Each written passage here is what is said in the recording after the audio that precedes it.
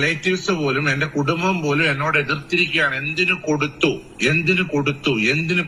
എന്ന് എന്നോട് ചോദിച്ചതിനാകുമ്പോൾ കുടുംബസ്വത്ത് ഞാൻ കൊടുത്തതെന്ന് വെച്ചാൽ 2 അനാഥ ബാല്യങ്ങളെ ഓർത്ത് ചെയ്തതാണ്.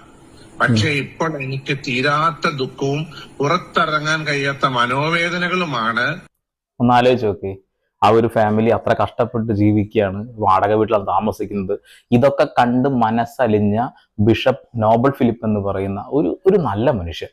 ആ ഒരു മനുഷ്യൻ ഒരാളെ ഒന്നല്ല, ഒരുപാട് ആളുകളെ സഹായിച്ച വ്യക്തിയാണ്. അദ്ദേഹം സഹായിച്ചതിന്റെ ഭാഗമായിട്ട് ഇപ്പോ ആൾക്ക് പുറത്തിറങ്ങി നടക്കാൻ കഴിയാത്ത രീതിയിലേക്ക് ആയി എന്നുള്ളതാണ്.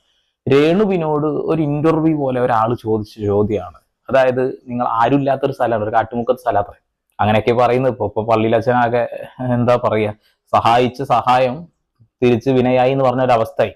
ഓക്കെ, അപ്പൊ കൊല്ലം സുധിക്ക് അങ്ങനെ ഒരു സ്ഥലം തന്നതുകൊണ്ട് മറ്റുള്ള സ്ഥലങ്ങളൊക്കെ വിറ്റുപോയി എന്ന് കേട്ടല്ലോ എന്നുള്ളത്. ആ പള്ളിയിലച്ഛന്റെ ഭൂമിയാ. ആ ഭൂമി